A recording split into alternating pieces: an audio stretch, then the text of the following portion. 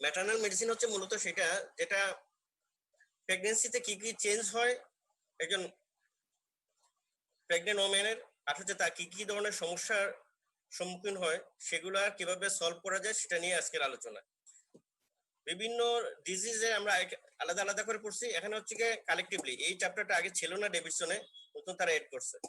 এখানে আমরা পরে অনেক বেশি উপকার হবো যে একটা প্রেগনেন্ট ওমেন যদি আমাদের কাছে বিভিন্ন ধরনের সমস্যা নিয়ে আসে, তাহলে মেডিকেল সমস্যা নিয়ে আসে, তাহলে সেগুলো আমরা কিভাবে কারেকশন করবো, কিভাবে ট্রিটমেন্ট দিব, এটা আমরা সহজে বুঝতে পারবো।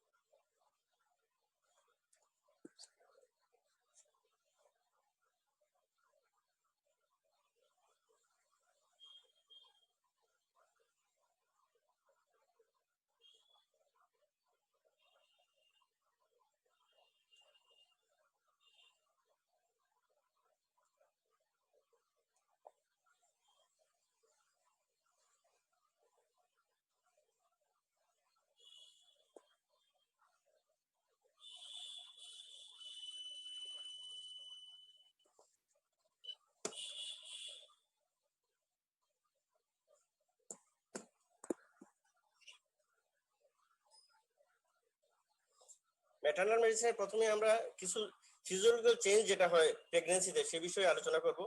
প্রথম হচ্ছে এন্ডোক্রাইন চেঞ্জ। এন্ডোক্রাইন চেঞ্জের মধ্যে আছে প্রথমে থাইরয়েড ফাংশন যে চেঞ্জ হয় সেগুলো নিয়ে আলোচনা করি। এখানে টি6টা কমে যায় কারণ টি3 টি4 দুইটাই বেড়ে যায়। আর টি3 টি4 টি6 কমে যাওয়ার কারণ হচ্ছে হিউম্যান গোনাডোট্রপিক হরমোন যেটা রিলিজ হয়, এটার জন্যই এটা টিএসএস এর মতো কাজ করে, যার জন্য এটাই ডাইরেক্টলি পিটুইটারির উপর এফেক্ট আছে, যার জন্য টি6 লেভেল কমে যায় কিন্তু টি3 টি4 বেড়ে যায়।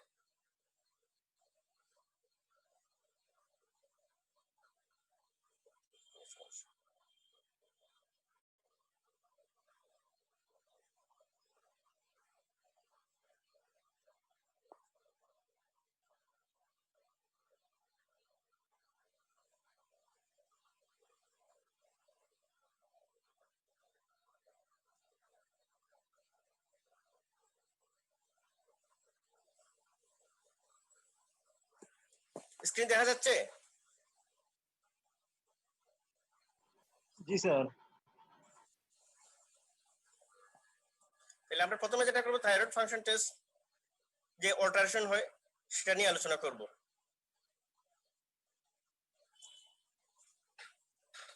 তাহলে এখানে যেটা হয় সেটা হচ্ছে টিএসএসটা কমে যায়। কমে যাওয়ার কারণ হচ্ছে কি হিউম্যান কোরনিক গোনাডোট্রপিন যেটা প্লাসেন্টা থেকে রিলিজ হয়, এই হরমোনটা টিএসএস মতো ফাংশন করে, যার জন্য তখন অ্যান্টিরিয়র পিটুইটারিতে এটাই কাজ করে, স্টিমুলেট করে টিএসএস রিলিজ করার জন্য, যেন টিএসএস ইনডাইরেক্টলি কমে আসে এবং টি3 টি4 বেড়ে যায়। এটা হচ্ছে ফার্স্ট ট্রাইমেস্টারে। কিন্তু after 16 weeks the second trimester থেকে থার্ড ট্রাইমেস্টার পর্যন্ত দেখা যায় যে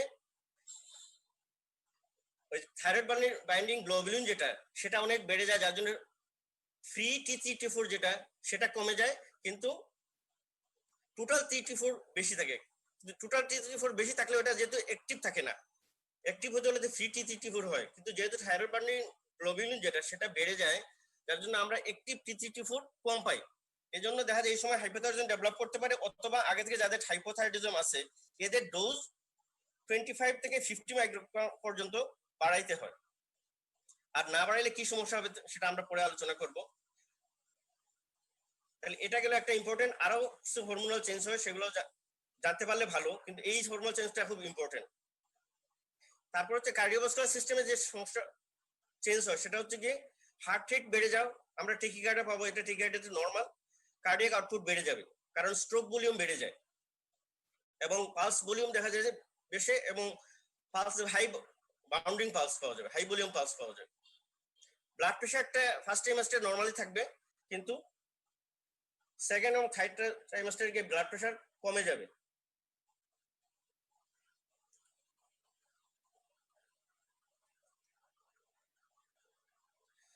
জিআইটি তে কি চেঞ্জ হয়? জিআইটি তে চেঞ্জ হয় এখানে স্মুথ মাসেল রিল্যাক্সেশন হয়ে যায়। স্মুথ মাসেল প্রজেস্টেরনের জন্য এই স্মুথ মাসেল রিল্যাক্সেশন হয়। এই রিল্যাক্সেশন হওয়ার জন্য আমরা যেটা হয় এই মোটিলিটিটা কমে যায়। মোটিলিটি কমে যাওয়ার জন্য স্টোমাকে যদি মোটিলিটি কমে যায় তাহলে কি হবে? গ্যাস্ট্রোইসোফেজিয়াল রিফ্লাক্স হবে, বেলচিং হবে, অ্যাসিড বার্ন হবে। আবার কিসে যদি ইন্টেস্টাইনে কমে যায়, লার্জ ইন্টেস্টাইনে মোটিলিটি কমে যায় তাহলে কনস্টিপেশন হবে। তাহলে কনস্টিপেশন এবং অ্যাসিড রিফ্লাক্সের সম্ভাবনা এই সময় বেড়ে যায়, কারণ হচ্ছে গিয়ে জিআই মাসেল রিল্যাক্স হয়ে যায় প্রজেস্টেরনের জন্য। জেনিটো ইউরিনারি সিস্টেমে যে সমস্যা, আমরা মাইল্ড গ্লাইকোসিরিয়া পাইতে পারি। আর ইউরিন সুগার যদি আমরা করি দেখা যাবে যে 1+ হচ্ছে গ্লুকোজ পাওয়া যাচ্ছে। সুতরাং এটা ডায়াবেটিসের জন্য না, এটা হচ্ছে গিয়ে প্রেগনেন্সির জন্য। কারণ হচ্ছে গিয়ে এই সময় জিএফআর ওটা রেনাল পারফিউশন অনেক বেশি বেড়ে যাওয়ার জন্য কিছুটা গ্লুকোজ চলে যেতে পারে। জিএফআর যদি আমরা দেখি তাহলে দেখা যাবে যে জিএফআর বেড়ে গেছে। ফিজিওলজিক্যাল হাইড্রোনেফ্রোসিস, মাইল্ড হাইড্রোনেফ্রোসিস থাকতে পারে, হাইড্রোইউরেটার বা হাইড্রোপেলভিস থাকতে পারে। তারপর ক্রিটিনিন এবং ইউরিয়াটা কমে যায়, কারণ স্লাইড জিএফআর চেঞ্জ হচ্ছে না স্যার, হ্যাঁ স্লাইড চেঞ্জ হচ্ছে না স্যার, আচ্ছা, একটাই আছে। এখন দেখা যাচ্ছে জি যেটিতে স্যার। আমি বলছি জেনেটিক ইমিউন সিস্টেমে বলতেছি, এখানে যেটা হয় সেটা হচ্ছে মাইল্ড হাইড্রোনেফ্রোসিস হয়, মাইল্ড গ্লাইকোসিরিয়া থাকতে পারে। এখন আমরা যদি একটা পেশেন্টের প্রেগনেন্ট ওমেনের ইউরিনে এক্সামিনেশন করতে দেখি যে রুটিন এক্সামিনেশনে যে একটু গ্লুকোজ যদি থাকে, তাহলে এটাকে আমরা কনফার্ম করার জন্য অবশ্যই ফাস্টিং ব্লাড গ্লুকোজ বা ওজিটিটি করব, কারণ এটা নরমালি থাকতে পারে জিএফআর বাড়ার জন্য। আরটা হচ্ছে ক্রিটিনিন এবং ইউরিয়া লেভেলও কমে যায়, কারণ হচ্ছে জিএফআর বেশি, যেহেতু বেশি রেনাল পারফিউশন বেশি, এই জন্য এই দুইটা টক্সিক সাবস্টেন্সের নর্মাল রেঞ্জ থেকেও কমে যেতে পারে। গ্লুকোজের ক্ষেত্রে যেটা হয়, গ্লুকোজ ইউজুয়ালি ব্লাড গ্লুকোজ বেড়ে যায় কিন্তু নর্মাল রেঞ্জে থাকে। সেটা সেকেন্ড হাফ অফ প্রেগনেন্সিতে এটা হয়, কারণ হচ্ছে হিউম্যান প্লাসেন্টা ল্যাকটোজেন যেটা রিলিজ হয় কি থেকে, প্লাসেন্টা থেকে। এটার জন্য ইনসুলিন রেজিস্ট্যান্স হয় এবং গ্লুকোজ লেভেল বেড়ে যায়। কিন্তু ইউজুয়ালি ডায়াবেটিক না হলে বা গেস্টেশনাল ডায়াবেটিস ডেভেলপ না করলে এটা নর্মাল রেঞ্জের ভিতরে থাকে। কিন্তু কখনো কখনো দেখা যায় যে এটার জন্য ইনসুলিন রেজিস্ট্যান্স হয়ে গেস্টেশনাল ডায়াবেটিস ডেভেলপ করে, বা আগে যে এক্সিস্টিং ডায়াবেটিস ছিল সেটা বেড়ে যায়। এই যে হিউম্যান প্লাসেন্টা ল্যাকটোজেনের যে ইনসুলিন রেজিস্ট্যান্ট হয়ে গেল, বডির যে নিজস্ব ইনসুলিন, এই ইনসুলিনটা তখন কাজ করতে পারে না যখন ইনসুলিন রেজিস্ট্যান্স হয়ে যায়। তখন এই মায়ের বডিতে দেখা যায় মায়ের সার্কুলেশনে ব্লাডে সুগারের পরিমাণ বাড়ে, সেই সুগারটা আবার প্লাসেন্টা ক্রস করে বাচ্চার শরীরে যায়। বাচ্চার শরীরে তখন যখন হাই সুগার যায়, বাচ্চার তখন pancreas increase amount of insulin secretion করে। এই যখন ইনসুলিন বেশি সিক্রেশন হয়, তখন বেশি সিক্রেশন হওয়ার জন্য ইনসুলিন হচ্ছে অ্যানাবলিক হরমোন, এটা কি করবে? বডি ওয়েট বাড়ায় দিবে, সবগুলা স্ট্রাকচারকে বড় করবে অ্যানাবলিক হরমোন হওয়ার জন্য, যার জন্য দেখা যায় এই ফিটাসটার সাইজ অনেক বেড়ে যাবে এবং ম্যাক্রোসোমিয়া হবে। এই ম্যাক্রোসোমিয়া হওয়ার জন্যই তখন দেখা যায় ডেলিভারিটা নর্মাল ডেলিভারি করানো সম্ভব হয় না, অপারেটিভ ডেলিভারি করতে হবে, সিজারিয়ান সেকশন করা লাগে।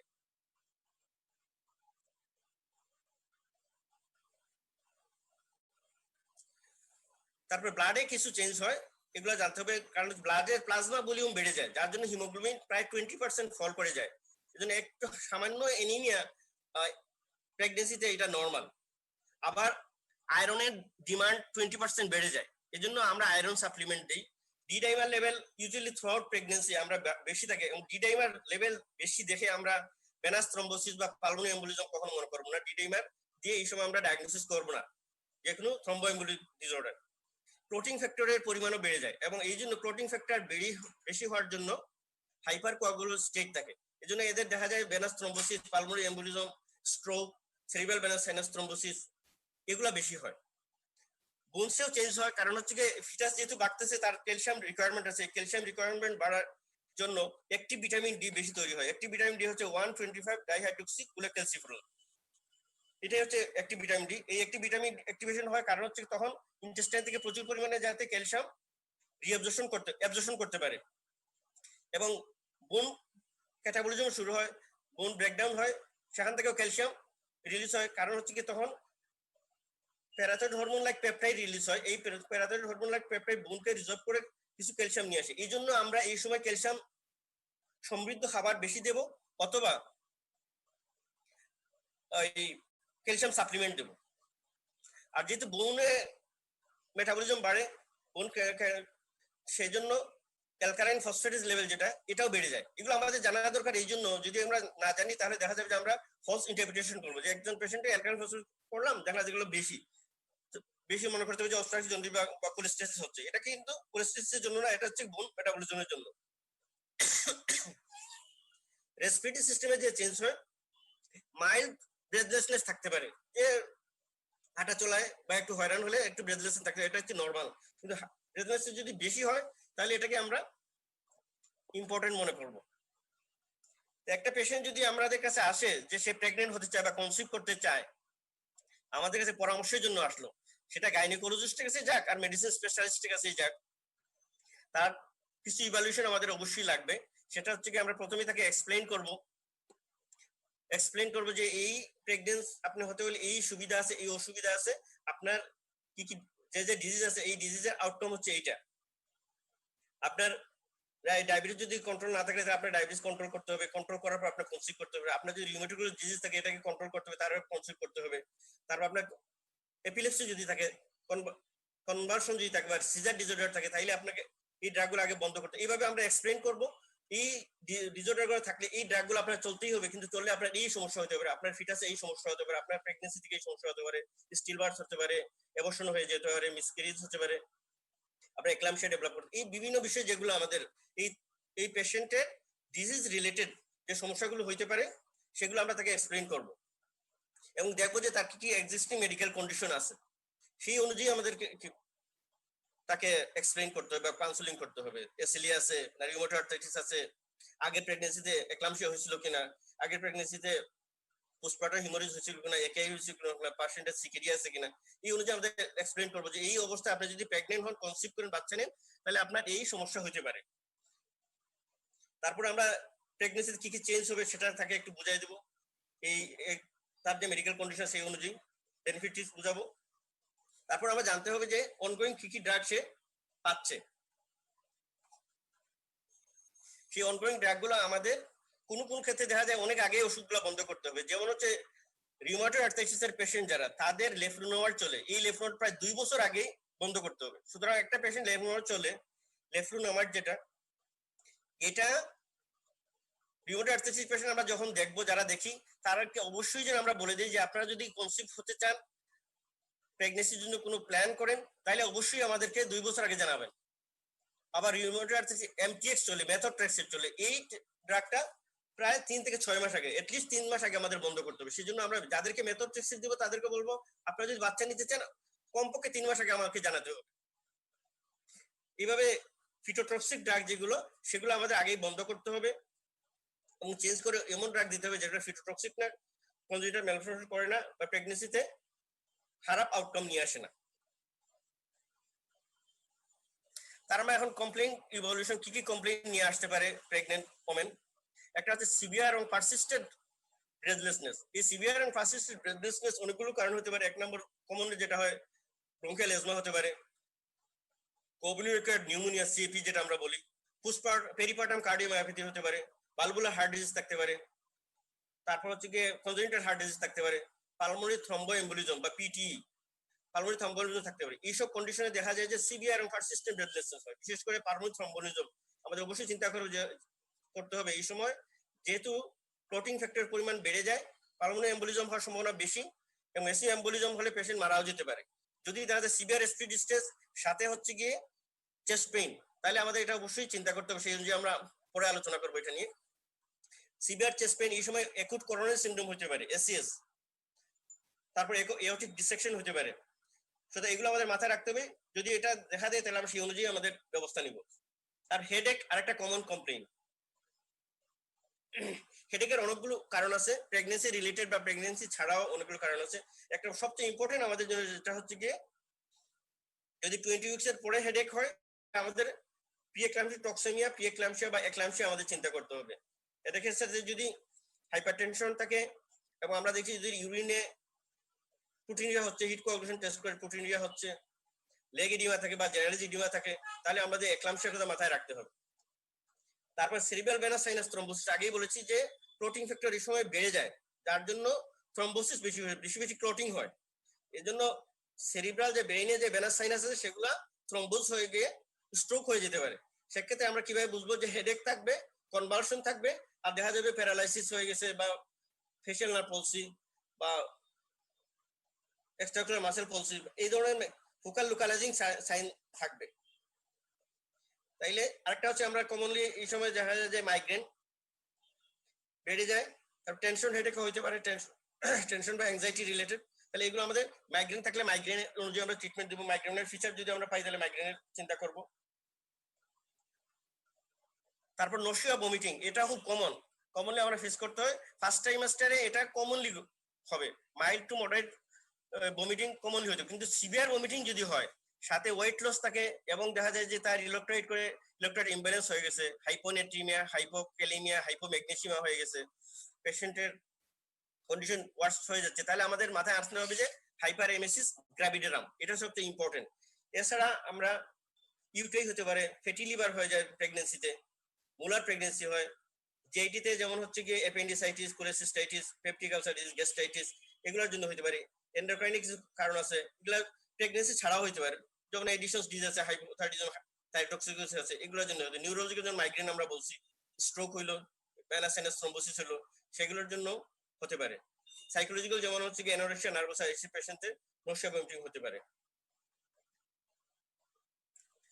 আবার অ্যাবডোমিনাল পেইন নিয়ে আসছে, সিভিয়ার অ্যাবডোমিনাল পেইন যদি হয় এপিগাস্ট্রিক রিজিয়নে বা রাইট হাইপোকন্ড্রিয়াক রিজিয়নে, তাহলে আমাদের মাথায় রাখতে হবে যে এটা প্রি-এক্লাম্পটিক টক্সিমিয়া অথবা কিসের জন্য acute fatty liver of pregnancy হতে পারে। লোয়ার অ্যাবডোমিনাল যদি সিভিয়ার পেইন হয় তাহলে প্লাসেন্টাল অ্যাব্রাপশন হতে পারে। এই দুইটা কন্ডিশনই আমাদের ইম্পর্টেন্ট। এছাড়া অন্য কারণগুলো মেডিকেল কন্ডিশন যেগুলো হতে পারে, কিন্তু প্রেগন্যান্সি রিলেটেড এই দুইটা হচ্ছে ইম্পর্টেন্ট। যে সিভিয়ার পেইন যদি হয় এপিগাস্ট্রিক রিজন অথবা রাইট হাইপোকন্ড্রিয়াকে, তাহলে আমাদের হচ্ছে গিয়ে চিন্তা যেটা প্রি-এক্লাম্পটিক টক্সিমিয়া কিনা। পেশেন্ট শকে চলে যেতে পারে, আমরা হঠাৎ করে দেখলাম যে তার পেশেন্ট শকে চলে গেছে, তাইলে একটা হচ্ছে কি প্রি-এক্লাম্পটিক টক্সিমিয়া, একই করোনারি সিনড্রোম হতে পারে। আরেকটা ইম্পর্টেন্ট হয় ডিউরিং ডেলিভারি বা জাস্ট আফটার ডেলিভারি পেশেন্ট শকে চলে গেল, আমাদের ইম্পর্টেন্ট একটা ডিটি হচ্ছে কি এমনিওটিক ফ্লুইড এম্বোলিজম।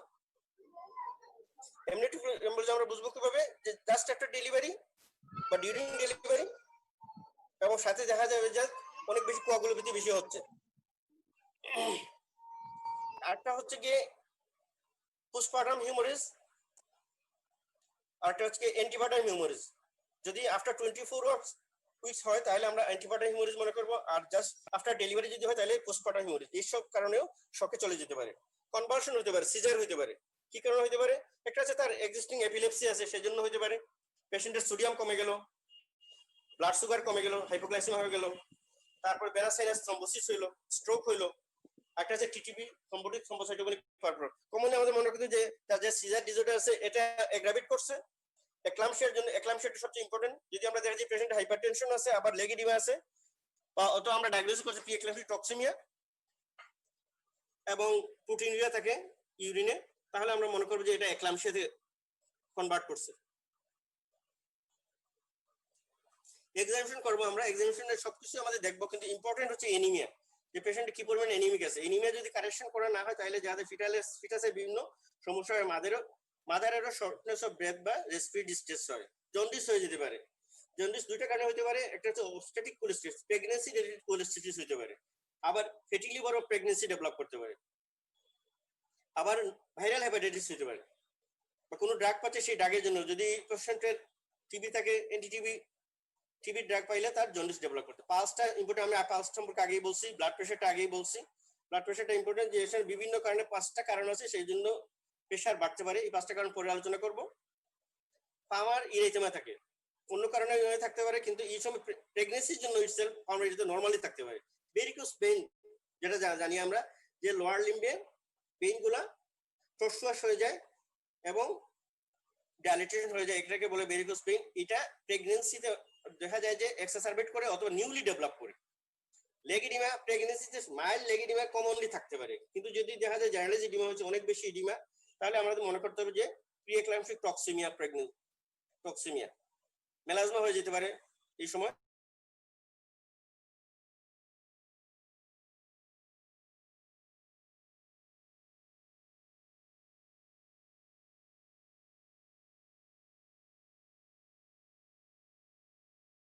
কি হয় মান পাওয়া যায়, এটা ইজেকশন সিস্টেমের মান। আর আমরা অন্য মান আছে কিনা সেগুলো দেখবো, যে তার কনজেনিটাল হার্ট ডিজিজ আছে কিনা, ভালভুলার হার্ট ডিজিজ আছে কিনা।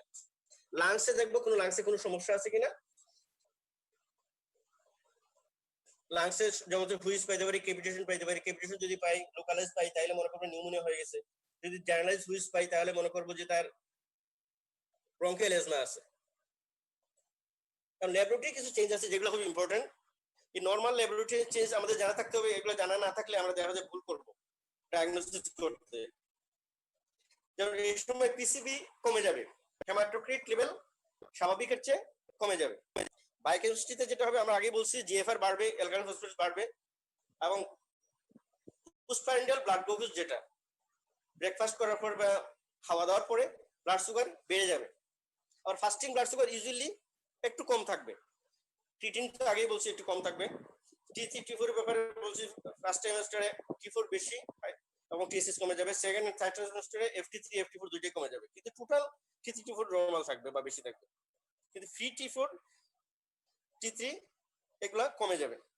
এই জন্য সাপ্লিমেন্টেশন যাদের চলে এদের একটু বেশি পরিমাণ লাগে। আর তো ইস্ট্রোজেন প্রোজেস্টেরন এগুলো তোমরা জানোই যেগুলো বাড়বে, হিউম্যান প্লাসেন্টা ল্যাকটোজেন, তারপর হিউম্যান ক্রোনিক গ্লোমেরুলার এগুলো বাড়বে। তো তোমাদের ইম্পর্টেন্ট হচ্ছে কি থাইরয়েড ফাংশনে কি চেঞ্জ, এটা ইম্পর্টেন্ট। আমরা কি কি ইনভেস্টিগেশন এই সময় করতে পারবো সেফলি, এটা ইম্পর্টেন্ট। আমরা এন্ডোস্কোপি করতে পারবো, কিন্তু লেফট ল্যাটারাল পজিশনে কোলোনোস্কোপি করতে পারবো, বিভিন্ন ধরনের এক্সরে করতে পারবো। তবে আমাদের উচিত হচ্ছে এক্সরে করার সময় একটা অ্যাবডোমেনে লেড শিট ইউজ করা। সিটি স্ক্যানও ইউজ করতে পারবো আমরা। এমআরআই করা যাবে, তবে এমআরআই কন্ট্রাস্টের ব্যাপারে একটু কষন নিতে হবে। যদি বেনিফিট বেশি থাকে তাহলে আমরা করবো, না নচেত করবো না। Ultrasonogram, echocardiogram, Holter monitoring, even renal biopsy আমরা করতে পারবো। তবে রেনাল বায়োপসি সেফ হচ্ছে কি লেস দেন 22 উইকসে। আর ব্রেস্ট ফিডিং এর সময় যদি আমরা এমআরআই কন্ট্রাস্ট ইউজ করি, এমআরআই কন্ট্রাস্টে গ্যাডোলিনিয়াম, এটা যদি আমরা ইউজ করি তাহলে করার পরে 24 ঘন্টা পর্যন্ত আমরা দুধ বাচ্চাকে খাওয়াবো না, বরং এটা ফেলে দিব। এখন আসো আমরা কি কি ডিসঅর্ডার এই সময় হতে পারে এগুলো নিয়ে একটু আলোচনা করি, এগুলো ইম্পর্টেন্ট। সবচেয়ে ইম্পর্টেন্ট হচ্ছে কি হাইপারটেনশন। হাইপারটেনশন প্রেগন্যান্সিতে 5 ধরনের হতে পারে। একটা আছে আগে থেকেই তার পেশেন্টের হাইপারটেনশন আছে, আমরা দেখা গেল ফার্স্ট ট্রাইমেস্টারে দেখতে যাচ্ছে যে আসছে, ওই সময় দেখা যাচ্ছে তার প্রেশার বেশি, তাহলে আমরা বলবো যে এটা তার প্রি এক্সিস্টিং হাইপারটেনশন ছিল, আনডায়াগনোজ ছিল, অথবা ডায়াগনোজও থাকতে পারে। এটাকে এক টাইপ। একটা হচ্ছে গেস্টেশনাল হাইপারটেনশন, এটা আফটার 20 উইকস, কিন্তু এখানে প্রোটিনিউরিয়া থাকবে না। আমরা ইউরিনে যদি হিট কোয়াগুলেশন টেস্ট করি অথবা ইউরিন রুটিন এক্সামিনেশন করি তাহলে আমরা কোনো প্রোটিন পাবো না। যদি প্রোটিন না পাই, এটা মনে করো নর্মাল একটা জেস্টেশনাল হাইপারটেনশন, এটা এক্লামসিয়া না বা প্রি এক্লামসিয়া টক্সিমিয়া না। একটা হচ্ছে আফটার 20 উইকসে কিন্তু প্রোটিনিউরিয়া আছে। যদি প্রোটিনিউরিয়া থাকে তাহলে আমাদের মনে করতে হবে যে এটা এই পেশেন্টটা প্রি এক্লামসিয়া টক্সিমিয়ার দিকে যাচ্ছে। সাথে আমরা তখন দেখবো যে লেগিডিমা আছে কিনা, এগুলো আমাদের মাথায় আসতে হবে। আর এক্লামসিয়া কখন থাকবো, একটা পেশেন্ট আগে প্রি এক্লামসিয়া টক্সিমিয়া ছিল, জার্নালাইজ এডিমা আছে, সাথে হাইপারটেনশন আছে, সাথে সিজার আছে। প্রি এক্লামসিয়া টক্সিমিয়া এক্লামসিয়ার মধ্যে পার্থক্য একটাই, একটা সিজার থাকবে, একটা সিজার থাকবে না। সিজার থাকলে আমরা মনে করি যে এক্লামসিয়া। আরেকটা হচ্ছে ডাক্তার দেখলে বা একটা অ্যাংজাইটি থেকে যেটা হয় সেটা হোয়াইট কুট হাইপারটেনশন। তাহলে হোয়াইট কুট হাইপারটেনশন যদি হোম মনিটরিং করে তাহলে দেখা যাবে তার ব্লাড প্রেশার নর্মাল, কিন্তু ডাক্তারের কাছে আসলে বেড়ে যায় বা হাসপাতালে আসলে বাড়ে, এটাকে আমরা বলবো হোয়াইট কুট। এটা ট্রিটমেন্টের প্রয়োজন নেই। হাইপারটেনশন ট্রিটমেন্ট করা খুব ইম্পর্টেন্ট। যদি আমরা ট্রিটমেন্ট না করি তাহলে এই হাইপারটেনশনটা প্রি-এক্লাম্পসিয়া টক্সেমিয়া হতে পারে বা এক্লাম্পসিয়াতে কনভার্ট করতে পারে। এই জন্য আমরা ওয়েল কন্ট্রোল করবো। আবার হাইপোটেনশনও করবো না। যদি হাইপোটেনশন করি তার প্লাসেন্টাল ব্লাড সাপ্লাই কমে যাবে, বাচ্চার গ্রোথ কমে যাবে, বাচ্চা স্টিল বার্থ মিসক্যারেজ হয়ে যেতে পারে। কি কি ড্রাগ আমরা ইউজ করবো এটা খুব ইম্পর্টেন্ট, তোমরা অবশ্যই জেনে রাখতে হবে যে আমরা ক্যালসিয়াম চ্যানেল ব্লকারের মধ্যে নিফিডিপিন, অ্যামলোডিপিন দুইটাই ব্যবহার করতে পারবো। মিথাইল ডোপা একটা সেন্ট্রাল অ্যাক্টিং ড্রাগ, এটা ব্যবহার করি আমরা। লেবেটলল ইউজ করি, এটা আলফা এবং বিটা দুইটাই ব্লক করে। আর হচ্ছে আলফা ব্লকার, আর একটা হচ্ছে ডক্সাজোসিন। তাই এই 5টা ড্রাগের নাম যেন তোমরা বলতে পারো। আমরা হাইপারটেনশন কখন বলবো, হাইপারটেনশন যদি দেখা যায় যে একটা পেশেন্টের পরপর 2 বার 140/90 বেশি হয় ব্লাড প্রেশার, এটা নির্দিষ্ট অ্যামাউন্টের টাইমের পরে, তাহলে আমরা এটাকে হাইপারটেনশন মনে করবো, তাকে ঠিক করবো এইসব ড্রাগ দিয়ে। এক্ষেত্রে একটা কথা অবশ্যই মনে রাখবা, এর মধ্যে এসি ইনহিবিটর বা এআরবি অথবা এসি ইনহিবিটর এটা অ্যাবসলিউট কন্ট্রাইন্ডিকেশন, এটা কিছুতেই দেওয়া যাবে না, এটা ফিটাসের কনজেনিটাল অ্যানোমালি করে। পিটি এবং এক্লাম্পসিয়া কাদের বেশি হয়, এটা তোমরা নিশ্চয়ই অবস্টেট্রিক্সে ভালো করে পড়ছো। তারপর তোমরা মনে রাখবা যে ফার্স্ট প্রেগনেন্সিতে, মাল্টিপল প্রেগনেন্সি যাদের হয়, আগে যাদের এক্লাম্পসিয়া হয়েছিল, এদের আগে যাদের হাইপারটেনশন আছে, ডায়াবেটিস আছে, এসএলই আছে বা অন্য কোনো কানেক্টিভিটি ডিসঅর্ডার, এদের বেশি হয়। তার রিস্ক ফ্যাক্টরগুলো আমাদের জানা থাকতে হবে। তাহলে রিস্ক ফ্যাক্টর জানা থাকলে আমরা এই পেশেন্টের এক্লাম্পসিয়া হবে কিনা তাহলে আমরা এটা ধারণা করতে পারবো, সেভাবে আমরা তাকে কাউন্সিলিং করতে পারবো। কি কি ধরনের সাইন সিমটম থাকে আমরা সাইন সিমটম আগেই বলছি, যে পেশেন্টের দেখা যাবে হেডেক থাকবে, নর্সিয়া, ভমিটিং থাকবে, অ্যাবডোমিনাল পেইন থাকতে পারে। অ্যাবডোমিনাল পেইন হচ্ছে এপিগ্যাস্ট্রিক বা রাইট হাইপোকন্ড্রিয়াক রিজিয়নে। আবার লোয়ার অ্যাবডোমিনাল পেইন থাকতে পারে। তার বলতে পারে যে ফ্লাশিং অফ লাইট, মনে হচ্ছে যে চোখে ঝাপসা লাগতেছে, এবং ফ্লাশিং ডিজিনেস থাকতে পারে। কনভার্সন হইতে পারে, তখন কনভার্সন হয়ে যাবে, তখন আমরা মনে করবো যে এটা এক্লাম্পসিয়াতে কনভার্ট করছে। তারপরে প্রেশার তো বেশি পাবো, জেনারেলাইজ ইডিমা পাবো। আর ইউরিনে আমরা ইনভেস্টিগেশন যদি করি তাহলে আমরা কমন ইনভেস্টিগেশন যেগুলো করবো, সিবিসি, ইউরিনারি ইউরিনারি প্রোটিনটা পাওয়া যাবে, ইলেকট্রোলাইটস ইমব্যালেন্স হয়ে যেতে পারে, ভমিটিং এর জন্য ক্রিটিনিন বেড়ে যেতে পারে। আল্ট্রাসাউন্ড যদি করি আমরা দেখাবো যে সেখানে অনেক ক্ষেত্রে দেখা যায় বাচ্চা মারা যায়, ইন্ট্রাইউটেরাইন ডেথ, অথবা আইএফজিআর অর্থাৎ হচ্ছে গিয়ে ফিটাল গ্রোথ রিটার্ডেশন হয়ে যেতে পারে, গ্রোথটা কমে যেতে পারে এই এক্লাম্পসিয়া বা প্রি এক্লাম্পসিয়া টক্সিনের। এখানে ম্যানেজমেন্টটা তোমরা ডিটেলস নিশ্চয়ই অবস্টেট্রিক্সে পড়ছো। ম্যানেজমেন্ট হচ্ছে গিয়ে টু দি পয়েন্ট, ব্লাড প্রেশারকে আমাদের কন্ট্রোল করতে হবে। এই যে ড্রাগ যেগুলো আগে বললাম সেগুলো দিয়ে প্রয়োজনে হসপিটালাইজেশন দরকার হতে পারে যদি বাসায় কন্ট্রোল করা না যায়। যে কারণ হচ্ছে কি এখানে এগুলা হাইপারটেনসিভ, ইমার্জেন্সি বা আর্জেন্সি নিয়ে অনেক সময়। আর্জেন্সি হলে তো আমরা বাসায় কন্ট্রোল করবো, আর ইমার্জেন্সি যদি হয় আমরা হসপিটালাইজেশন করবো, আইবি অ্যান্টি হাইপারটেনসিভ দেবো। এবং সিজার বা কনভার্সন কন্ট্রোল করার জন্য আমরা ম্যাগসালফ ইউজ করি, ম্যাগনেসিয়াম সালফেট আইবি ফর্মে। কোয়াগুলেশন অ্যাবনর্মালিটি থাকে, কোয়াগুলেশন অ্যাবনর্মালিটি থাকার জন্য আমরা এটা ট্রিটমেন্ট করব। রেসপিরেটরি সিস্টেমে এখন আসো আমরা কি কি সমস্যা হতে পারে। একটা হচ্ছে তার পেশেন্টের প্রি এক্সিস্টিং অ্যাজমা আছে, বা এই সময় ফার্স্ট ডেভেলপ করলো অ্যাজমা, সেক্ষেত্রে আমরা যেসব ড্রাগ ইউজ করি সবগুলো ড্রাগই আমরা ইউজ করতে পারবো, কোনো সমস্যা নাই। যেমন হচ্ছে গিয়ে আমরা লিকোট্রাইন অ্যান্টাগনিস্ট ইউজ করি, মন্টেলুকাস, তারপর হচ্ছে থিওফাইলিন, ডক্সোফাইলিন, এগুলো ইউজ করতে পারি। বিভিন্ন ইনহেলার যেগুলো আছে, স্টেরয়েড বা বিটা অ্যাগনিস্ট, এই সবগুলো ইউজ করতে পারবো, কোনো সমস্যা। এবং ওরাল স্টেরয়েডও দেওয়া যাবে যদি অ্যাকুট এক্সারসারবেশন নিয়ে আসে। এই সময় নিউমোনিয়া হতে পারে বা মাইল্ড রেসপিরেটরি ইনফেকশন হতে পারে, এগুলো ইউজুয়াল ট্রিটমেন্ট আমরা দিব, কিন্তু দেখবো যে অ্যান্টিবায়োটিকগুলো দিব সেগুলো যেন প্রেগনেন্সিতে কন্ট্রাইন্ডিকেটেড না হয়।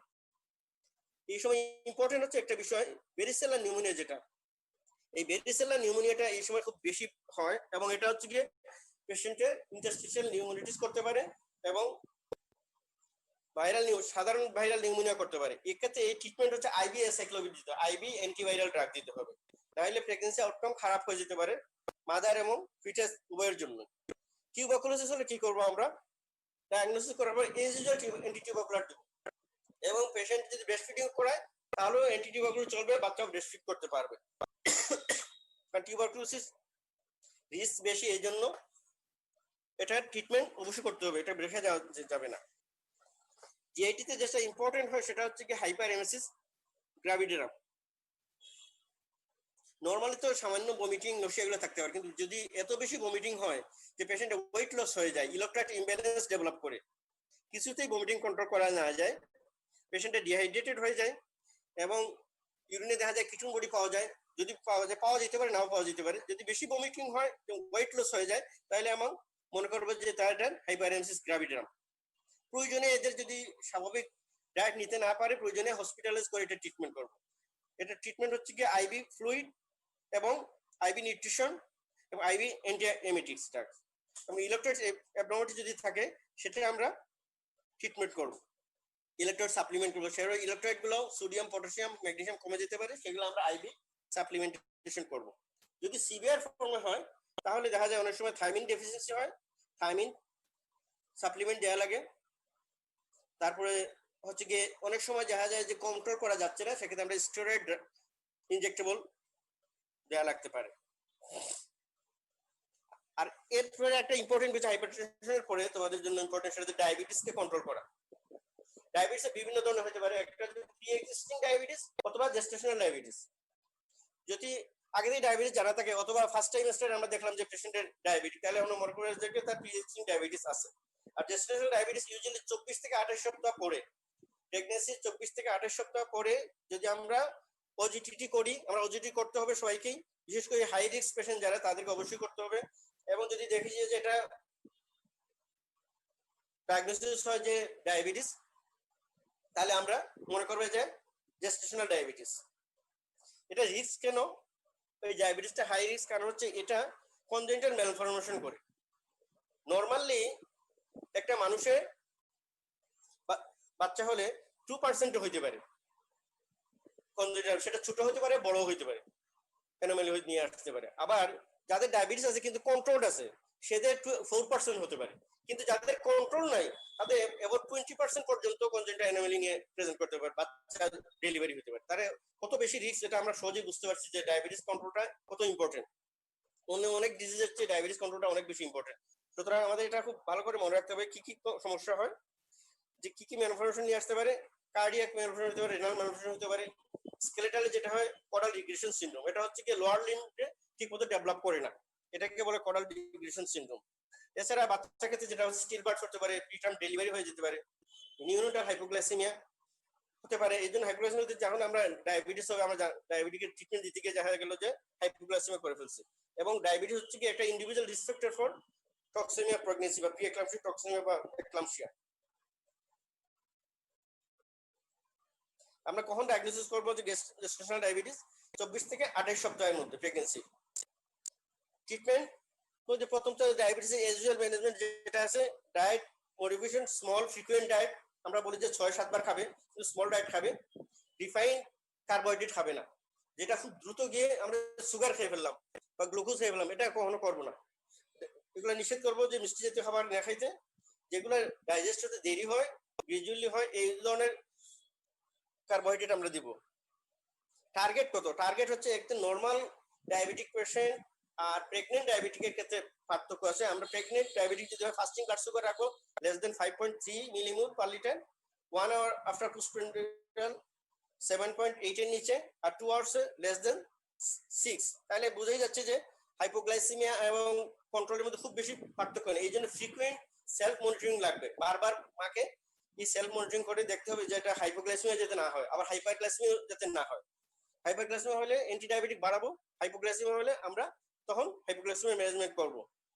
কি কি ড্রাগ দিতে পারবো?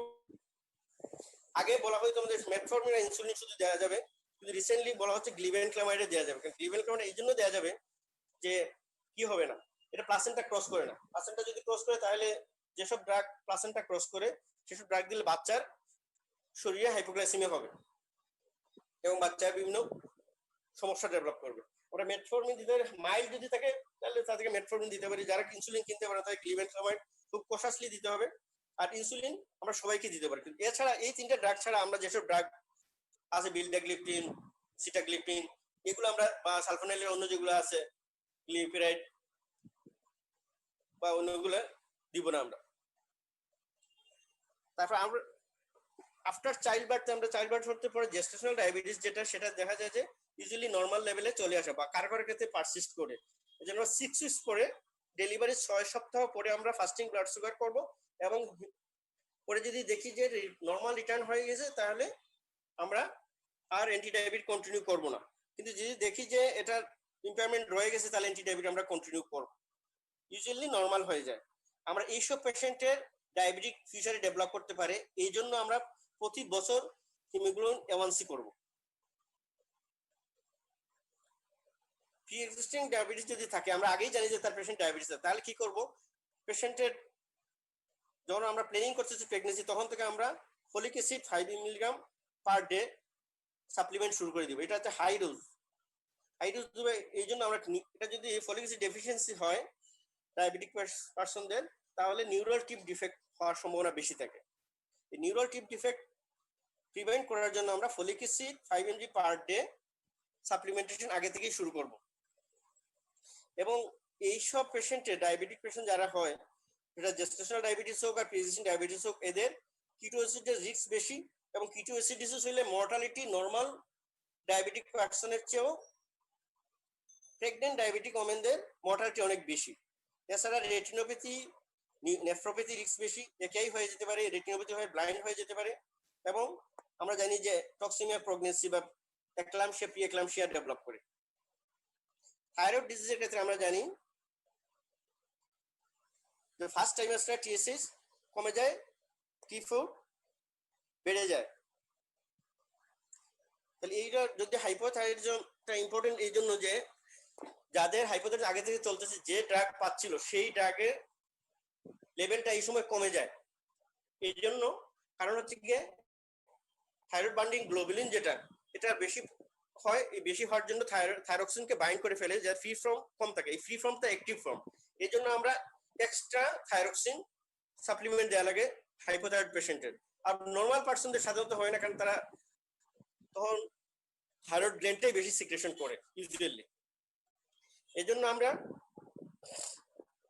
দেখবো প্রথম জাস্ট কনসিভ করার পরেই আমরা থাইরয়েড ফাংশন টেস্ট করব এবং দেখবো যে সেটা লেভেল নরমাল আছে কিনা, free thyroxine level, free T3 বা T4, এবং প্রত্যেক ট্রাইমেস্টারে আমরা করব এবং জাস্ট ডেলিভারি পরেও আবার করব, যে আবার ডোজ অ্যাডজাস্ট করার জন্য।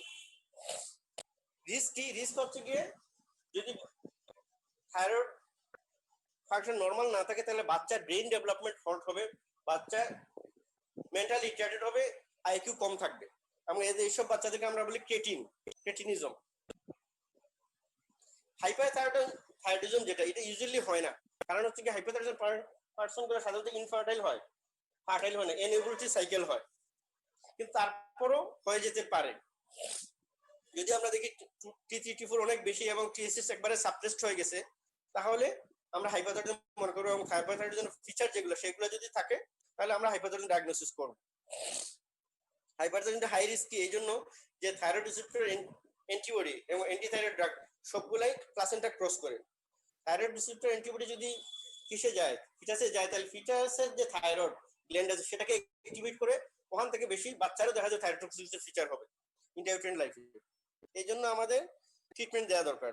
ট্রিটমেন্ট আমরা ইউজুয়াল যে বিটা ব্লকার ইউজ করি সিমটম কমানোর জন্য, যেমন পালপিটেশন হয়, অ্যাংজাইটি হয়, সুইটিং হয়, এই যে কমানোর জন্য আমরা বিটা ব্লকার ইউজ করতে পারি। তো ড্রাগ অফ চয়েস হচ্ছে প্রোপাইল থাইউরাসিন। কার্বিমাজল আমরা সব ধরনের সব রোগীকে ইউজ করি, কিন্তু এই সময় যদি সম্ভব হয় প্রোপাইল থাইউরাসিন দিব, আর যদি এটা না পাওয়া যায় তাহলে কার্বিমাজলই আমরা ইউজ করব। আর আমরা কিন্তু ইউজ করব স্মলেস্ট ডোজ, যে ডোজে আমরা দেখবো যে টিএসএস নরমাল হয়ে গেছে সেই ডোজটাই দিব। ইউজুয়ালি কার্বিমাজলের ক্ষেত্রে আমরা দেখা যায় 50 মিলিগ্রামই যথেষ্ট হয়ে যায়। যদি কোনো কারণে দেখা যায় কন্ট্রোল করা যাচ্ছে না ড্রাগ দিয়ে, সেক্ষেত্রে সার্জারি যদি প্রয়োজন হয় আমরা সেকেন্ড ট্রাইমেস্টারে সার্জারি করতে পারবো। ব্রেস্ট ফিডিং আমরা করতে কোনো সমস্যা নাই, কিন্তু ব্রেস্ট ফিডিং এর সময় বেস্ট ড্রাগ হচ্ছে গিয়ে প্রোপাইল থাইউরাসিন, কারণ এটা হচ্ছে গিয়ে কি দিয়ে যায় না, মিল্কের সাথে সিক্রেশন হয় না, কার্বিমাজল সিক্রেশন হয়। এই জন্য আমরা চেষ্টা করবো প্রোপাইল থাইউরাসিন দিয়ে ট্রিট করতে। এবং বাচ্চারও থাইরয়েড ফাংশন আমরা করব, দেখবো যে বাচ্চার জন্য হাইপোথাইরয়েডিজম ডেভেলপ না করে, কারণ যদি কার্বিমাজল আমরা ইউজ করি তাহলে এটা কি ব্রেস্ট মিল্কের সাথে যাবে এবং বাচ্চারও হাইপোথাইরয়েডিজম করে ফেলবে। আরেকটা হচ্ছে কমনলি যেটা ঘটে, অনেক পেশেন্ট আমরা পাই ডেলিভারি পরে থাইরয়েডাইটিস হয়, সেক্ষেত্রে আমরা ক্লিনিক্যালি আমরা জানি পোস্টপার্টাম থাইরয়েডাইটিস, যে নেক পেইন হবে, সোয়েলিং করতে গিয়ে ডিফিকাল্টি হবে বা পেইনফুল সোয়েলিং হবে। এটা আমরা ইউজুয়ালি আমরা 3 থেকে 4 মাস পরে ডেভেলপ করে, এটা যদি ট্রিটমেন্ট লাগে তাহলে আমরা ট্রিটমেন্ট করবো, সাধারণত ট্রিটমেন্ট লাগে না অনেক ক্ষেত্রে। শিহান সিনড্রোম এটা একটা ইম্পর্টেন্ট বিষয়, আমরা দেখা যায় অনেক বছর পরে পেশেন্ট এসে প্রেজেন্ট করে। কাদের শিহান সিনড্রোম হবে এটা আমাদের মাথায় রাখতে হবে।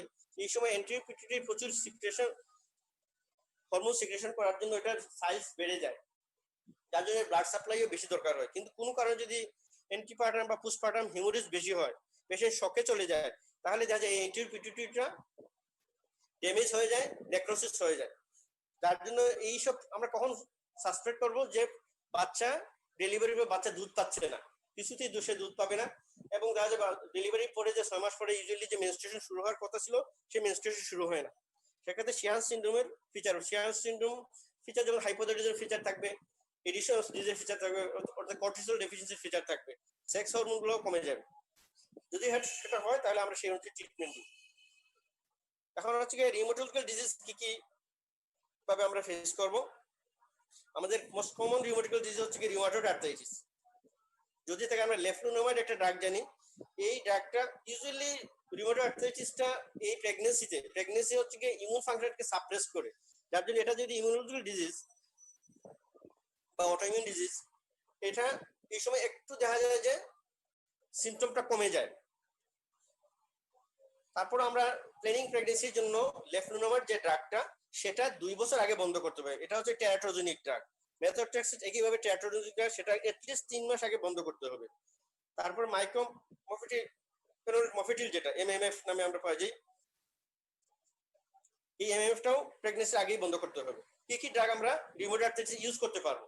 একটা হচ্ছে হাইড্রোক্সিক্লোরোকুইন, সালফাসেলাজিন, স্টেরয়েড, তারপর এনএসএইড হচ্ছে কি আমরা যেটা জানি যে এসিক্লোফেনাক, ডাইক্লোফেনাক এগুলো ইউজ করতে পারবো। কিন্তু এনএসএইড গুলো আবার 20 উইকস এর পরে ইউজ করবো না, কারণ তাইলে পেটেন্ট ডাক্টার আর্টেরিয়াস রিস্ক বেশি থাকবে। আমরা এই জাতীয় পিন ইউজ করতে পারবো। বায়োলজিক্যাল এজেন্ট যেগুলো সেগুলো ইউজ করতে পারবো। বায়োলজিক্যাল এজেন্ট তোমাদের নাম জানা থাকলে ভালো, ইনফ্লিক্সিমাব, এই মনোক্লোনাল অ্যান্টিবডি যেগুলো, এগুলো হচ্ছে কি বায়োলজিক্যাল এজেন্ট। তাইলে আমরা ব্যবহার করব না লেফলুনোমাইড, এমটিএক্স, সাইক্লোফসফামাইড, তারপরে মাইক্রোফেনোফেনাট, মফেটিল, এইসব ড্রাগ ইউজ করব না। আর এগুলো যদি চলতে থাকে তাহলে আগেই বন্ধ করব।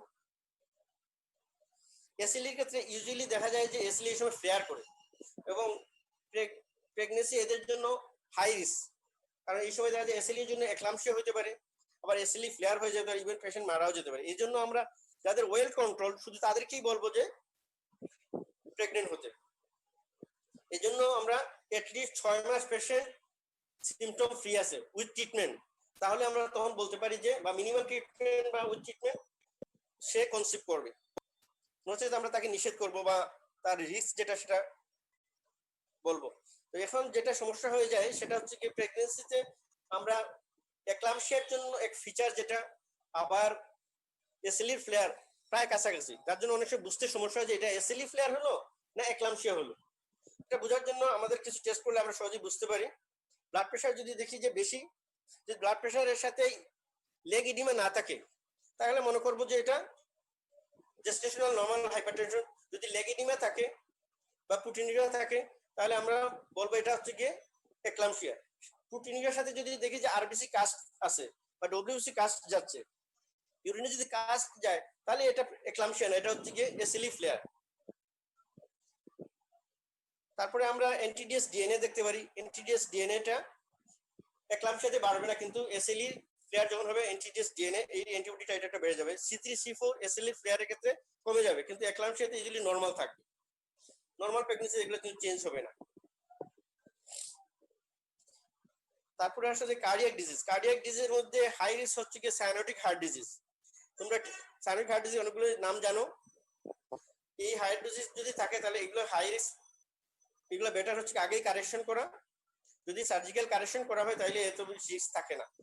আর ভালভুলার হার্ট ডিজিজের মধ্যে স্টেনোটিক হার্ট ডিজিজ, এর মধ্যে হচ্ছে এমএসটা রিস্ক বেশি, এমএস এস এগুলা রিস্ক বেশি, কারণ এমএস এস থাকলে ব্লাড সাপ্লাই হার্ট থেকে হইতে পারে না, ফিটাসের সমস্যা হয়, কারণ এই সময় এমনি ট্যাকিকার্ডিয়া হয়, ট্যাকিকার্ডিয়া হলে ব্লাড সাপ্লাই কমে যায়। লো রিস্ক হচ্ছে এসাইনোটিক হার্ট ডিজিজ বা রিসার্জিটেশন যেগুলো হয়, যেমন হচ্ছে এমআর এআর, এগুলোর ক্ষেত্রে রিস্ক বেশি নেই, এগুলো প্রেগনেন্ট হতে সমস্যা নাই। আমাদের অনেক পেশেন্টের যার মেকানিক্যাল হার্ট ভালভ থাকে, এই মেকানিক্যাল হার্ট ভালভ যেটা হার্ট ভালভ লাগানো থাকে, তাদের ক্ষেত্রে আমাদের অবশ্যই লো মলিকুলার হেপারিন চালাতে হবে, স্পেশালি ফার্স্ট ট্রাইমেস্টারে। এমএস এর ক্ষেত্রে যেটা সমস্যা হতে পারে, এই সময় এরিথমিয়া ডেভেলপ করে, যেহেতু পর্যাপ্ত ব্লাড সাপ্লাই করতে পারতেছে না এমএস এর জন্য, এই সময় এরিথমিয়া হয়ে যেতে পারে। এরিথমিয়া হলে আমাদের এরিথমিয়ার যে ম্যানেজমেন্ট আছে সেগুলো দিব। পালমোনারি ইডিমা হতে পারে, ইডিমা হলে আমাদের প্রয়োজনীয় ডায়ুরেটিক্স ইউজ করতে হবে। এবং যদি এরিথমিয়া খুব বেশি পারসিস্ট করে তাহলে আমরা লো মলিকুলার হেপারিন, যদি থ্রম্বোসিস না হয়, থ্রম্বোএম্বলিক ম্যানিফেস্টেশন না হয়, আমরা হেপারিন ইউজ করব। হেপারিন যেটা ইউজ করব সেটা হচ্ছে লো মলিকুলার হেপারিন। বিটা ব্লকার আমরা দিতে পারবো। আর সার্জারি যদি করতে হয়, সার্জারি করা যাবে ইউজুয়ালি সেকেন্ড ট্রাইমেস্টার বেটার। এই সময় যেহেতু হাইপার কোয়াগুলেবল স্টেট, এই জন্য থ্রম্বোসিস বেশি হতে পারে। করোনারি থ্রম্বোসিস যদি হয় তাহলে এমআই নিয়ে পেশেন্ট প্রেজেন্ট করতে পারে। আমরা এই MI treatment age usual MI treatment যেটা সেটা দেবো, কিন্তু এখানে স্টেটিন দিব না। আমরা ক্লোপিডোগ্রাল যদি দেই তাহলে আমরা at the time of delivery clopidogrel বন্ধ করে দিব। আর যদি স্টেন্টিং করতে হয়, স্টেন্টিংও করা যাবে। হার্টে যে আমরা স্টেন্ট লাগাই, পিটিসিএ করি, এই পিটিসিএ তে স্টেন্ট লাগানো থেকে আমরা রেগুলেটেড স্টেন্ট দিব না, বেয়ার মেটাল স্টেন্ট দিব। আরেকটা ইম্পর্টেন্ট বিষয় হচ্ছে পেরিপার্টাম কার্ডিওমায়োপ্যাথি। এই পেরিপার্টাম কার্ডিওমায়োপ্যাথি এটা হচ্ছে কি ডিউরিং প্রেগন্যান্সি হতে পারে, আবার আফটার ডেলিভারি হতে পারে। কখন মনে করবো যে আমরা দেখবো যে পেশেন্টের শ্বাসকষ্ট হচ্ছে, লেগিডিমা হচ্ছে, মানে এক্লাম্পসিয়া কিনা সেটার ক্ষেত্রে দেখার জন্য আমরা দেখবো যে ব্লাড প্রেশার যদি নর্মাল থাকে, তারপর হচ্ছে গিয়ে প্রোটিনরা না থাকে, তাহলে আমরা মনে করবো যে পেরিপার্টাম কার্ডিওপ্যাথি। চেস্ট এক্সরে করলে আমরা দেখবো যে সেখানে হার্ট সাইজ বড় হয়ে গেছে। ইকো করবো, ইকোতে দেখা যাবে যে চেম্বারগুলো ডাইলেটেড, ইজেকশন ফ্র্যাকশন কমে গেছে, ইজেকশন ফ্র্যাকশন যেটা সেটা কমে গেছে। তাহলে মনে করবো যে পেরিপার্টাম কার্ডিওপ্যাথি। এটা ইম্পর্টেন্ট একটা বিষয় হচ্ছে যে এই সময় অ্যাবসলিউট বেড রেস্ট দরকার। আর হার্ট ফেলিউরের ফিচার নিয়ে প্রেজেন্ট করলে হার্ট ফেলিউর ইউজুয়াল মেডিকেশন যেগুলো আমরা আছে সেগুলা দিতে পারবো। বিটা ব্লকার থেকে শুরু করে ডায়াবেটিস সবগুলাই দেওয়া যাবে। এবং আমরা যদি দেখা যায় পেশেন্টের রেসপিরেটরি খুব বেশি বা কন্ট্রোল করা যাচ্ছে না, তাহলে আর্লি ডেলিভারি করবো। আর্লি ডেলিভারি একটা প্রেগনেন্সির যত সমস্যাই হোক, আর্লি ডেলিভারি একটা সমাধান। রেনাল ডিজিজে আসো, রেনাল ডিজিজ এই সময় ইউটিআই অনেক বেশি বেড়ে যায় এবং ইউটিআই রিস্ক বেশি। আমরা ইউজুয়াল পার্সনদের ক্ষেত্রে, নন প্রেগনেন্ট ওমেনদের ক্ষেত্রে অ্যাসিম্পটোমেটিক ব্যাকটেরিয়া, মানে ইউরিনে পাস সেল আছে কিন্তু সিমটম নাই, সেক্ষেত্রে আমরা ট্রিটমেন্ট করি না। কিন্তু প্রেগনেন্ট হলে অবশ্যই এদেরকে যেটা সুইটেবল অ্যান্টিবায়োটিক, সেই সুইটেবল অ্যান্টিবায়োটিক দিয়ে আমরা ব্যাকটেরিয়া ট্রিট করতে হবে। এবং ব্যাকটেরিয়া যাতে না হয়, ইউটিআই না হয়, সেজন্য যে ইউজুয়াল জেনারেল কাউন্সিলিং আছে, জেনারেল ম্যানেজমেন্ট আছে, নন ড্রাগ ম্যানেজমেন্ট বা নন ফার্মাসিউটিক্যাল ম্যানেজমেন্ট, বারবার পানি খাবে, ইউরিন মিউট্রিশন করবে, প্রয়োজন অনুযায়ী প্রস্রাব ধরে রাখবে না, রাতে 2 বার, শোয়ার আগে 2 বার প্রস্রাব করবে, ক্যানবেরি জুস জাতীয় ওষুধ খাবে, এগুলো আমরা বলে দিব। এবং এই ইউটিআই থেকে অনেক সময় দেখা যায় যে অ্যাসেন্ডিং ইনফেকশন হয়ে যায়, পাইলোনেফ্রাইটিস। পাইলোনেফ্রাইটিস হলে দেখা যায় যে মিসক্যারেজ হতে পারে, স্টিল বার্থ হতে পারে, বাচ্চার সমস্যা হতে পারে, মায়ের সমস্যা হতে পারে। পাইলোনেফ্রাইটিসটা অন্য সময়ের চেয়ে প্রেগনেন্ট ওমেনদের ক্ষেত্রে বেশি হয়। একটা হচ্ছে একেআই হয়ে যেতে পারে। একেআই এর মধ্যে একটা হচ্ছে কি এক্লাম্পসিয়ার জন্য হতে পারে, তারপরে হিমোরেজ যদি বেশি হয় সেটা অ্যান্টিপার্টাম হিমোরেজ হোক, পোস্টপার্টাম হিমোরেজ সেটার জন্য হতে পারে। আর ফ্যাটি লিভার অফ প্রেগন্যান্সি যেটা এখানে একেই হয়, সেপটিক অ্যাবর্শন, তারপর হাইপারএমেসিস গ্র্যাভিডারাম যেটা, সেক্ষেত্রে পেশেন্ট একেই ডেভেলপ, ইউটিআই এর জন্য একেই হতে পারে। এখন আসি লিভার ডিজিজের মধ্যে ইম্পর্টেন্ট হচ্ছে গিয়ে acute fatty liver of pregnancy. এটা হচ্ছে হাই রিস্ক, কারণ হচ্ছে লিভার ফেলিউর পর্যন্ত হয়ে যেতে পারে, পালমিনেন্ট লিভার ফেলিউর হয়ে যেতে পারে। ডায়াগনোসিস করবো কিভাবে? পেশেন্টের ভমিটিং, মেইনলি ডায়াগনোস হচ্ছে প্রসেস এক্সক্লুশন বা ওই ক্রাইটেরিয়া বেসড। এইসব ফিচার থাকলে, এই যে ল্যাবরেটরি ফিচার, তাহলে আমরা মনে করবো যে fatty liver of pregnancy. Vomiting, abdominal pain থাকবে, ইউজুয়ালি এপিগ্যাস্ট্রিক বা রাইট অ্যাবিগুন্ডাল পেইন থাকবে, পেশেন্টের পলিউরিয়া পলিডিপসিয়া থাকবে এবং এনকেফালোপ্যাথির ফিচার থাকে। এনকেফালোপ্যাথির ফিচার থাকলে মনে করবো যে এটা পালমোনারি হেপাটিক ফেলিউর হয়ে গেছে। বিলিরুবিন, এসজিবিটি, প্রথম বিন time, activated partial thromboplastic time বা APTT, uric acid level, WBC count, ammonia, creatinine, এগুলো বেড়ে যাবে। অ্যামোনিয়া, ক্রিটিনিন ইউজুয়ালি প্রেগন্যান্সি কম থাকার কথা, যদি এগুলো বেশি থাকে তাহলে আমরা মনে করি ফ্যাটি লিভার প্রেগন্যান্সি হতে পারে। সাথে যদি এসজিবিটি, বিটি এগুলো বেশি থাকে, গ্লুকোজ কমে যাবে। আল্ট্রাসাউন্ড করে আমরা যেটা পাবো সেটা হচ্ছে স্টেটিস্টিক্স পাবো বা ফ্যাটি লিভার পাবো, আল্ট্রাসাউন্ড বলে দিবে। বায়োপসি ইউজুয়ালি লাগে না, যদি প্রয়োজন হয় তাহলে সেখানে দেখা যাবে ফ্যাট ডিপোজিশন পাওয়া যাচ্ছে লিভার সেলের ভিতরে, হেপাটোসাইটের ভিতরে। ট্রিটমেন্ট হচ্ছে গিয়ে ইউজুয়ালি সাপোর্টিভ ফ্লুইড, ইলেকট্রাইটস, তারপর হচ্ছে নিউট্রিশন মেনটেন করা। আর যদি পার্মানেন্ট হেপাটিক ফেলিউর ডেভেলপ করে তাহলে আমরা লিভার ফেলিউরের ট্রিটমেন্ট অন্য যেভাবে দেই সেভাবেই দেবো। এখানে আরেকটা হতে পারে হেল্প সিনড্রোম হতে পারে। হেল্প হচ্ছে হিমোলাইসিস, ইলিভেটেড লিভার এনজাইম, আর হচ্ছে লো প্লেটলেট। এখানে হচ্ছে কি হিমোলাইসিস হবে, লিভার এনজাইম এনজাইম বেড়ে যাবে এবং প্লেটলেট কাউন্ট কমে যাবে, থ্রম্বোসাইটোপিনিয়া হবে। এটা অনেকেই বলতে চায় যে এটা এক্লাম্পসিয়া বা প্রি-এক্লাম্পটিক টক্সেমিয়ার একটি পার্ট। সুতরাং ট্রিটমেন্টও এক্লাম্পসিক টক্সেমিয়ার মতোই আমরা দেব। এখানে যেহেতু কোয়াগুলেশন অ্যাবনর্মালিটি হতে পারে, যেহেতু প্লেটলেট কমে যাবে, প্লেটলেট কমে যাবে, ব্লিডিং ম্যানিফেস্টেশন হতে পারে, এই জন্য আমরা এগুলো কারেকশন করার জন্য প্রয়োজনে আইবি ট্রান্সফিউশন প্লাজমা লাগতে পারে, প্লেটলেট ট্রান্সফিউশন লাগতে পারে এবং আর্লি ডেলিভারি করা লাগতে পারে। প্রেশার থাকলে প্রেশারের ট্রিটমেন্ট আমরা করব। কমপ্লিকেশন যেটা রিস্ক সেটা হচ্ছে ক্যাপসুল রাপচার হয়ে যেতে পারে বা লিভারে হেমাটোমা তৈরি হতে পারে। ভাইরাল হেপাটাইটিসটা এখানে ইম্পর্টেন্ট আমাদের, বিশেষ করে বি ভাইরাস যদি মাদার যদি এসবি অ্যান্টিজেন পজিটিভ পাই আমরা, সেটা স্ক্রিনিং করার ফলে অথবা আমরা পেশেন্টের ডায়াবেটিস ডেভেলপ করলো, সেকে জন্ডিস ডেভেলপ করলো, জন্ডিস ডেভেলপ করে আমরা দেখলাম যে বি ভাইরাস পজিটিভ অ্যান্টিজেন আমরা করব। অ্যান্টিজেন যদি দেখা যায় পজিটিভ তাহলে বাচ্চাতে ট্রান্সমিশন হওয়ার রিস্ক হচ্ছে অ্যাবাউট 90%। সুতরাং বাচ্চা মাদার থেকে ফিচাসে ট্রান্সমিশন হওয়ার রিস্ক হচ্ছে 90%। এজন্য আমরা বাচ্চাকে অবশ্যই ভ্যাকসিনেট করব জাস্ট আফটার ডেলিভারি এবং প্যাসিভ ইমিউনাইজেশন যেটা ইমিউনোগ্লোবিন দেব। হেপাটাইটিস বি ভাইরাসের এগেইনস্টে যে ইমিউনোগ্লোবিন পাওয়া যায় সেই ইমিউনোগ্লোবিন দেব যাতে বাচ্চাতে এটা না ছড়ায়। ই ভাইরাস ইনফেকশন যেটা E virus related viral hepatitis, এটা খুব ইম্পর্টেন্ট এই জন্য যে E virus related fulminant hepatic failure বেশি হয়। ই ভাইরাস হলেও পেশেন্টকে আমরা অবজারভেশনে রাখবো। হেপাটিক ফেলিওর যদি হয় তাহলে হেপাটিক ফেলিওর ট্রিটমেন্ট দেবো। এপিলেপসিটা ইম্পর্টেন্ট, এপিলেপসি যেটি কনভার্সনটাও ইম্পর্টেন্ট, যে কনভার্সনের জন্য বাচ্চার রিস্ক হয়, বাচ্চার ইনজেক্টেড ডেথ হয়ে যেতে পারে, কনসিডারেশন হতে পারে। আবার অ্যান্টি এপিলেপটিক যে ড্রাগ সেগুলো ইম্পর্টেন্ট, এই জন্য যে এই এপিলেপটিক ড্রাগের মধ্যে সবচেয়ে খারাপ হচ্ছে গিয়ে সোডিয়াম ভ্যালপ্রয়েড। এই সোডিয়াম ভ্যালপ্রয়েড আমরা অবশ্যই অনেক আগেই বন্ধ করে দিতে হবে এবং যেগুলো টেট্রোজেনিক না সেসব ড্রাগ, বিশেষ করে লেমোট্রিজিন, লেভিরাসিটাম এবং কার্বামাজিপাইন, সবচেয়ে সেফ হচ্ছে লেমোট্রিজিন এবং লেভিরাসিটাম, এরপর হচ্ছে কি কার্বামাজিপাইন। আমরা লেমোট্রিজিন লেভিরাসিটাম দিয়ে তাকে আগে কন্ট্রোল করে ফেলবো বিফোর প্রেগন্যান্সি। তারপর যখন কন্ট্রোল হয়ে গেল, ড্রাগগুলো চেঞ্জ করার পরে দেখবো যে আর কনভার্সন হচ্ছে না, তখন আমরা বলবো যে ইউ মে কনসিভ নাও। আরেকটা বিষয় হচ্ছে কি ফলিক অ্যাসিড সাপ্লিমেন্টেশন দিব, এটাও প্রেগন্যান্সি আগেই যখন আমরা প্ল্যানিং করতেছি তখন থেকে folic acid supplement 5 milligram daily আমরা দিয়ে রাখবো। তাহলে আমরা অবশ্যই সোডিয়াম ভ্যালপ্রয়েড ইউজ করবো না, প্রেগন্যান্সির আগেই পেশেন্টকে কন্ট্রোল করব এমন ড্রাগ দিয়ে যেটা সেফ, এবং সোডিয়াম ভ্যালপ্রয়েড আগেই বন্ধ করে দিব, ফলিক অ্যাসিড সাপ্লিমেন্টেশন করব। মাইগ্রেনের এটা কি সময় হতে পারে, মাইগ্রেন হলে আমরা যেভাবে প্রোফাইলেটিক ড্রাগ যেমন ট্রাইসাইক্লিক অ্যান্টিডিউস, এমিট্রিপ্টিলিন, নোরটেট্রিন এগুলো দিতে পারবো, বিটা ব্লকার দিতে পারবো এবং এনএসআইডি দিতে পারবো। এনএসআইডি কিন্তু সবসময় মনে রাখবো যে 20 উইকস এর পরে আমরা দিব না, তাহলে পেটেন্ট ডাক্তার সার্টিফিকেট হয়ে যাবে। ট্রিপটেন এর ব্যাপারে এখনো ডিটেইলস কোনো স্টাডি নেই, আমরা যেগুলো ট্রিপটেন ইউজ করি জলমিট্রিপটেন, নমিট্রিপটেন আছে, এগুলা বলছে যে অন্য ড্রাগ যদি ইনএফেক্টিভ হয় তাহলে আমরা দিতে পারবো।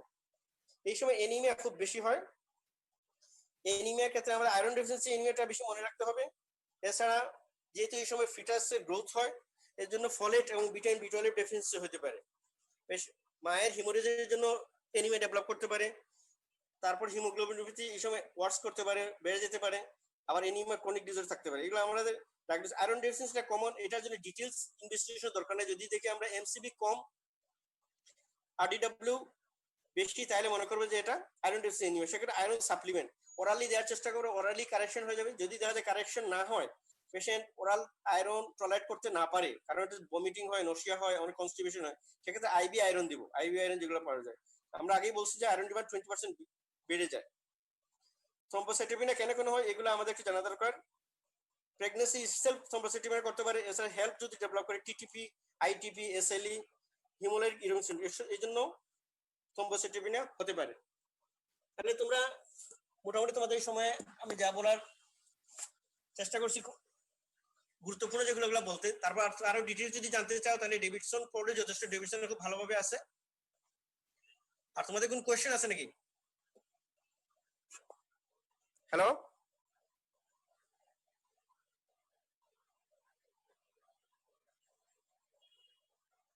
স্যার প্রেগন্যান্সির সেকেন্ড এন্ড থার্ড ট্রাইমেস্টারে ব্লাড প্রেশার কেন কমে? থার্ড ট্রাইমেস্টারে কি সেকেন্ড আর থার্ড ট্রাইমেস্টারে ব্লাড প্রেশার কেন কমে?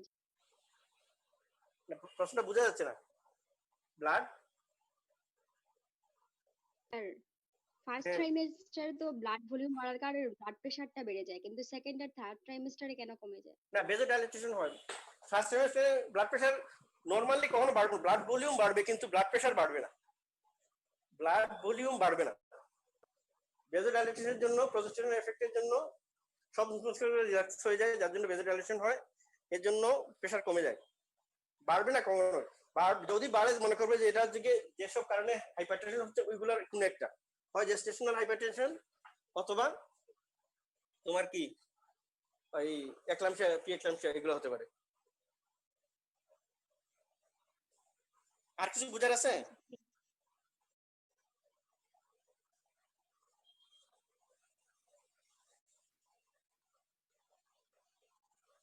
আদনানের কোনো প্রশ্ন আছে নাকি? না স্যার। এই প্রেগন্যান্সি রিলেটেড যেগুলো বললাম একবারে গ্রস কথা, এগুলো তোমাদের অবশ্যই জানতে হবে। পরীক্ষায় তোমাদের এগুলো হয়তো মেডিসিনেও ধরতে পারে, আবার দেখা যাচ্ছে কিসেও ধরতে পারে, এই গাইনিতেও ধরে ফেলতে পারে। তোমাদের থ্যাংক ইউ। আসসালামু আলাইকুম।